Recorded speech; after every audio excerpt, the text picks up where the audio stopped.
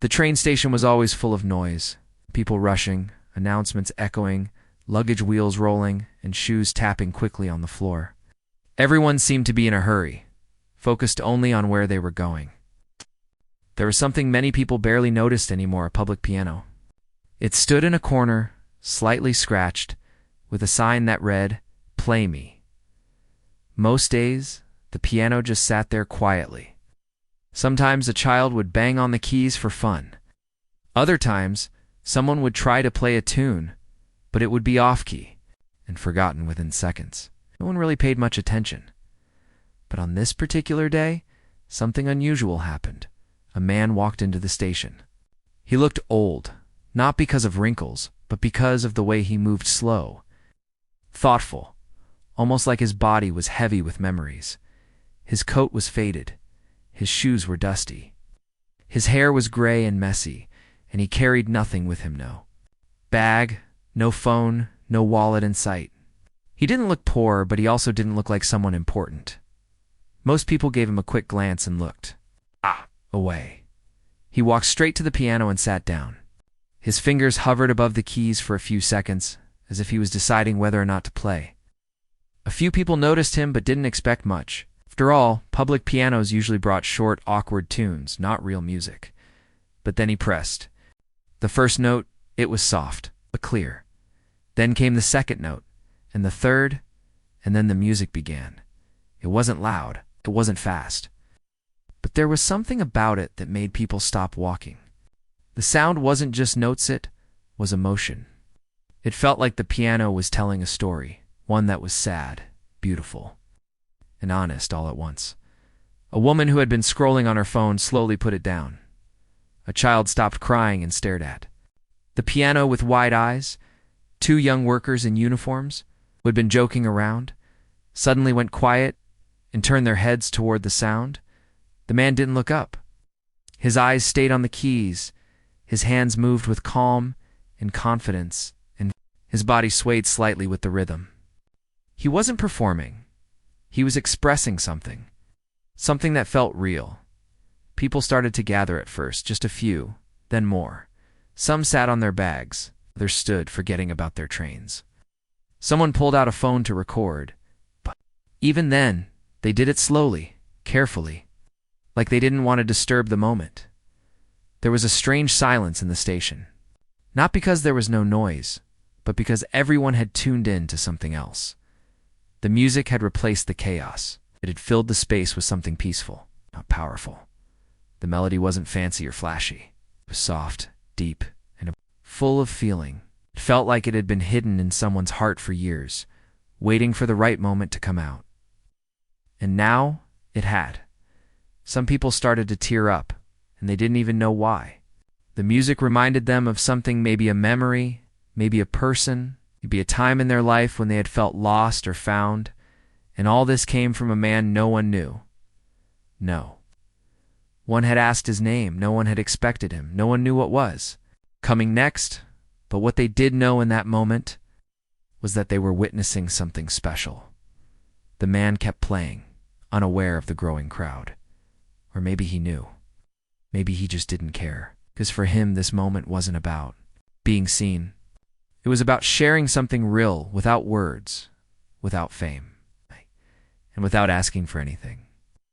In return, the station had never felt like this before, and it was only the beginning. The sound of the piano filled the whole train station. It wasn't loud, but it reached every corner like a soft breeze.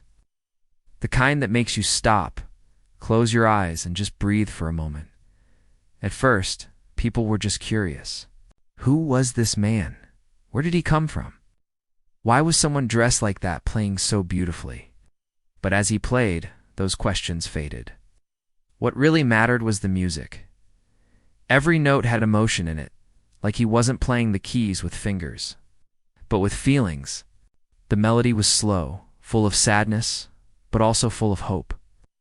It felt like it came from deep inside his heart. It wasn't a song anyone recognized, but somehow it felt familiar, like it was written for every person standing there. A few people wiped their eyes without saying a word. A man who had just gotten off a night shift stood still with his coffee, no longer tired. A teenage girl who had been frowning at her phone slowly smiled.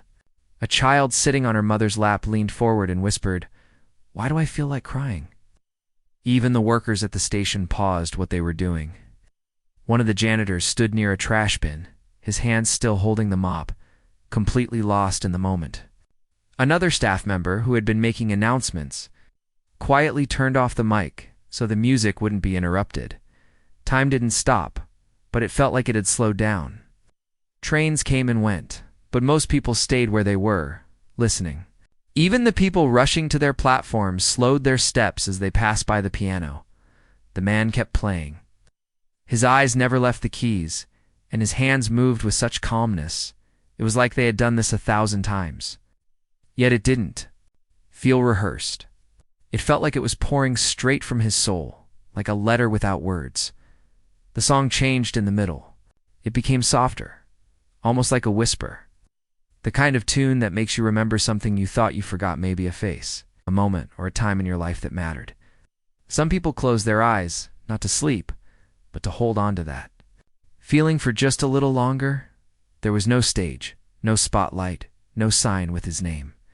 And yet, this old man sitting at a dusty piano had done something rare.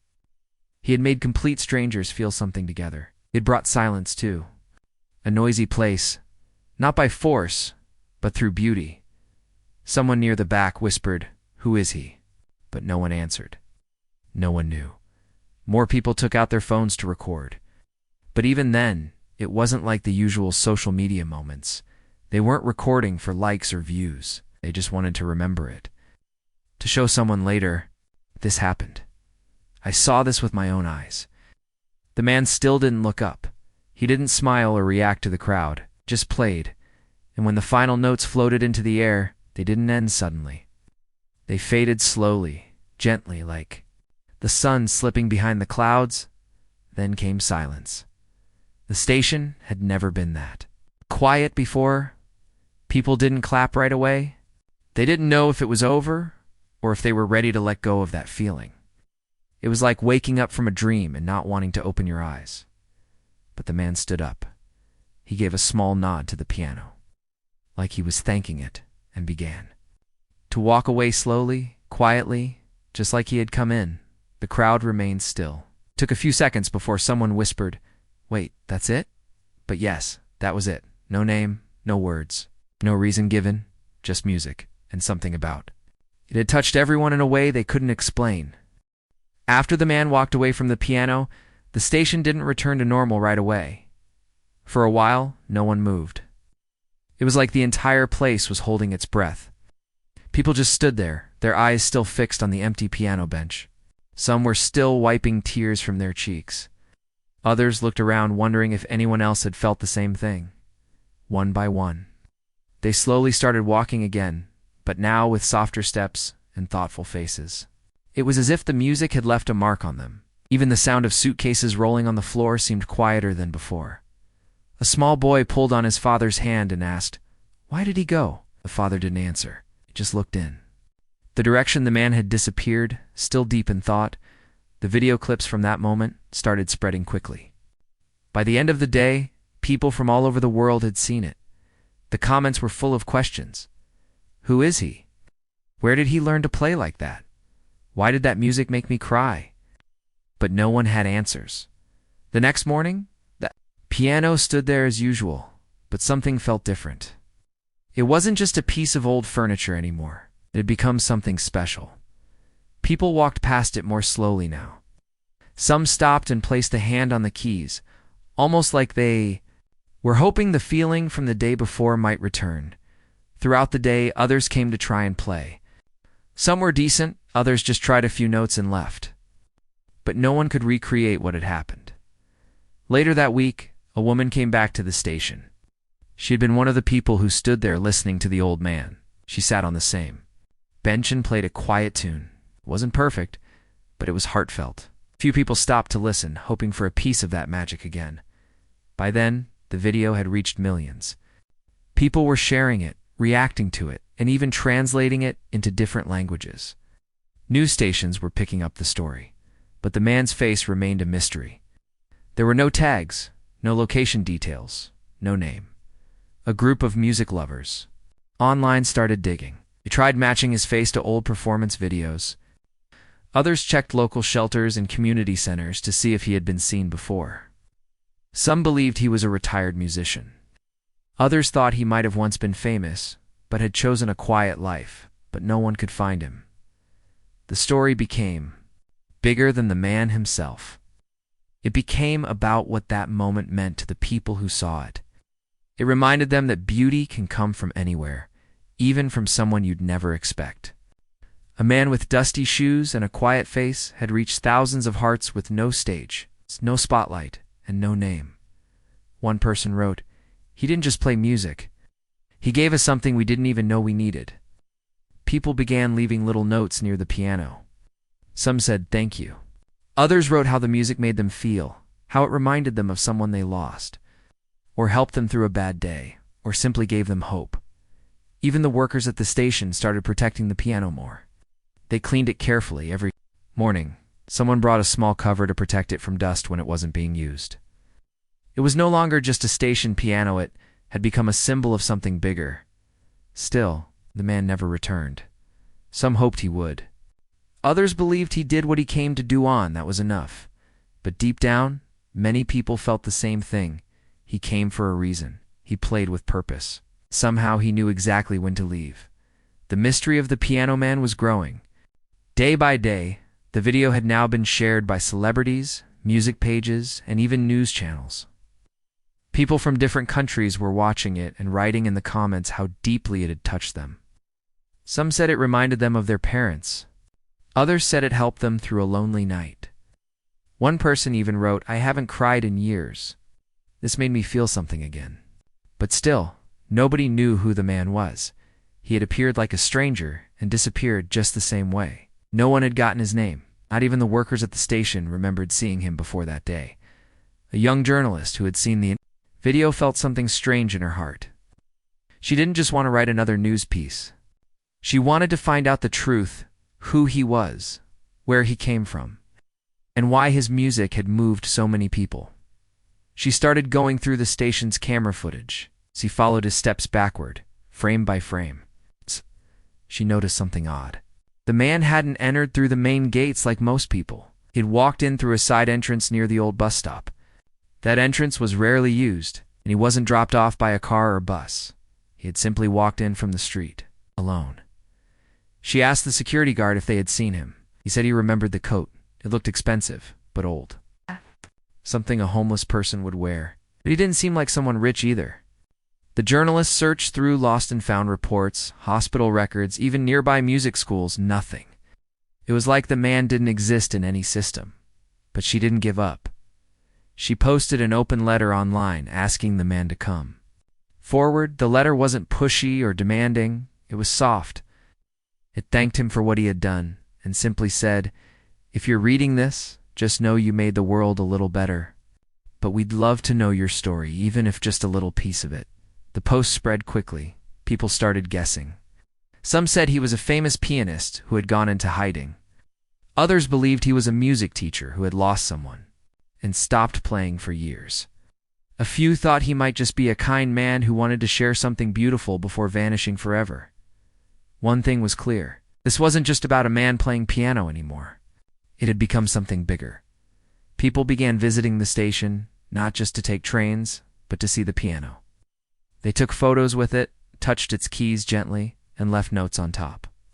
The area around it had become like a small shrine to beauty, emotion, and mystery.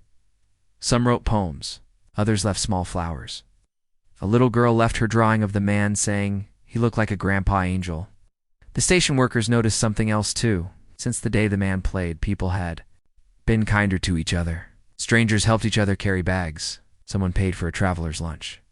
A young man gave his seat to an older woman without being asked. It was like the music had created a soft echo of goodness that stayed behind. Even after the notes were gone, still no one knew his name. But now, everyone knew his heart, and even though he hadn't come back, the feeling he left behind still played on in people's minds, just like a song that doesn't end when the music stops. It keeps playing quietly inside. A week had passed since the piano man disappeared from the train station, but people were still talking about him. The video had now crossed millions of views. New people were discovering it every day. Some just watched and cried. Others tried to find out more. The piano had become more than just an instrument. It had become a symbol of hope, mystery, and emotion. And then, finally, something happened. The young journalist who had posted the open letter received an email. It was short, just a few lines. But her hands began to shake as she read it. "I know who he is," the message said. "I can't say much, but he isn't just a stranger. He's someone very important, more than you think." There was no name, no phone number, but attached to the email was a photograph.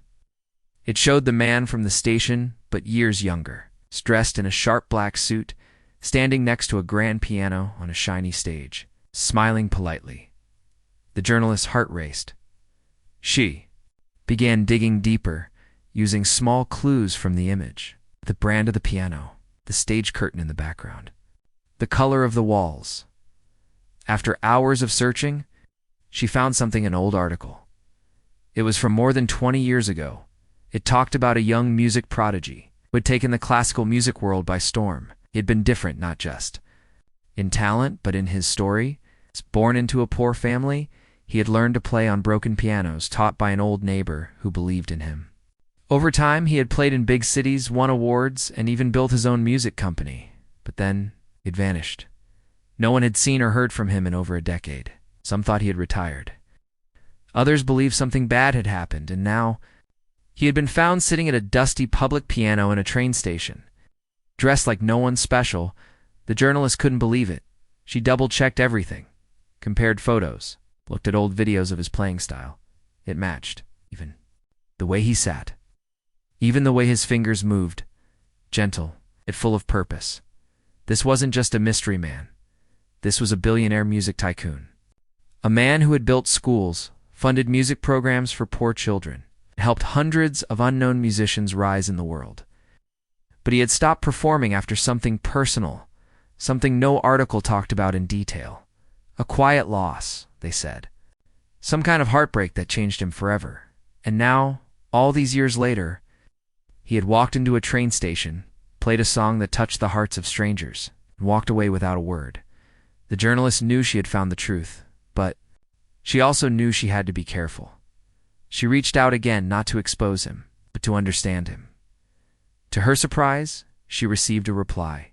It was written with care. No drama, no long story. It simply said, "I wanted to remind people that music doesn't belong to the stage. It belongs to the soul.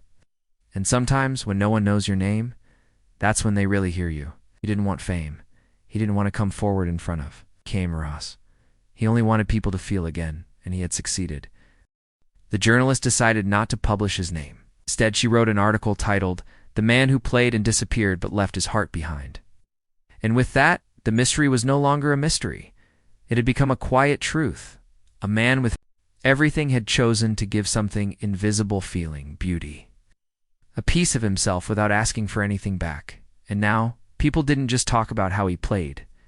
They talked about why he played. The world now knew the truth.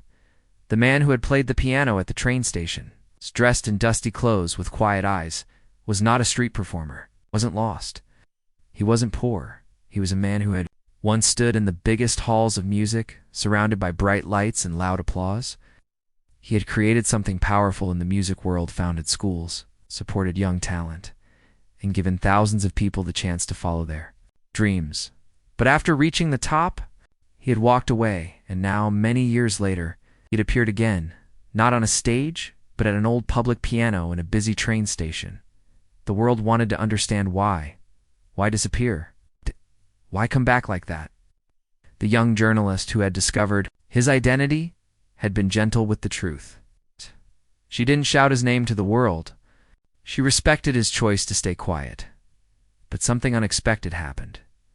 A few days after her article was published, she received a handwritten letter. No email. No phone message. Just a plain envelope with no return address. Inside was a small note It read, "There are moments in life when everything goes quiet. Not outside, but inside you." I reached that moment a long time ago. The letter continued, "I had everything. Music, money, fame. But one day I played a song for someone I loved. And the next day, that person was gone. I stopped playing after that, not because I couldn't, but because the music stopped making sense without them. Years passed, the world moved on. But inside I was still holding that last note, the one I never got to finish. Last week I passed by the station. I saw the piano. It looked tired, just like I felt. And I thought maybe, just for 5 minutes, I could bring it back to life. Just once. Just for no one. And everyone. I didn't plan to stay. I didn't expect tears. I just wanted to remember who I was before the silence." The letter was signed with only 2 words, "Still listening." The journalist read it again and again. It wasn't just a message. It was a window into his heart. That day at the station. He hadn't been performing. He had been healing. He had been letting go of something he had carried for too long, and in doing so, he had unknowingly helped others begin to heal too. The man had reminded people that pain can create beauty, that silence can be filled with music, and that even when someone disappears, their heart can still echo through the world. Since then, more people began to visit the station. Some brought flowers. Some came to sit and listen. Others came to play shy at first, but full of feeling. The piano had changed, not in looks. It was still old and scratched, but in meaning. It was now a place of memory, of comfort, of quiet power, and the man. No one had seen him again, but some said they felt him in the music. One woman who played there late one evening said she saw a man watching from a distance. He didn't come close. And when she finished, he gave a small nod, then walked away into the crowd. Was it him? No one knew for sure. But maybe that's how he wanted it, not to be known. Not to be followed, just to be felt. Like a note in the air. Like a song in the heart. Still listening. Weeks had passed. Since the man played at the station, the crowd was gone. The excitement had faded, but something quiet had stayed behind. It wasn't just in the piano. It was in the air, in the way people moved through the station, and in the way they looked at each other. The piano had become a part of the place now. Not just a decoration, but a memory. People still stopped to play. Some came just to sit near it. Not everyone played beautifully. Some were just learning. Some made mistakes. But it didn't matter. The piano had become a place where feelings mattered more than perfection. One day, an old woman came and placed a small note on top of the piano. It said, "Thank you, stranger. You reminded me that even broken hearts can still make music." Another day, a young boy played a few soft notes with shaky hands while his mother watched from behind, a man on his lunch. Break sang a quiet song while someone else added a soft rhythm on the keys. People started connecting not just through music, but through kindness. The workers at the station noticed too.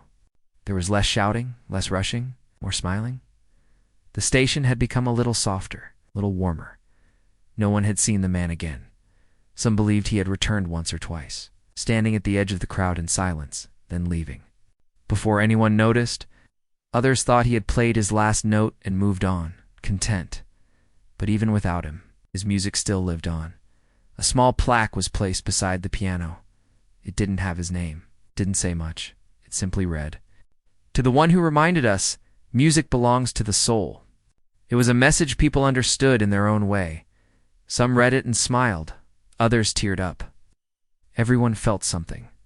The journalist who had found the truth about the man never published his name. She kept her promise. She knew the man didn't want attention. What he gave the world wasn't meant to be sold or shown off. It was a gift, quiet, honest, and from the heart. She often came to sit near the piano after work, not to write, not to search, just to listen. Sometimes the music was off-key, sometimes it was soft and beautiful. But every time it reminded her of him. He had come with nothing, No suit, no fame, no crowd. And yet, he had given everything in one short moment. Not for praise. Not for applause. Just to remind the world that music still matters. That feelings still matter. That even in a noisy, rushing world, one person can touch thousands. Without ever saying a word.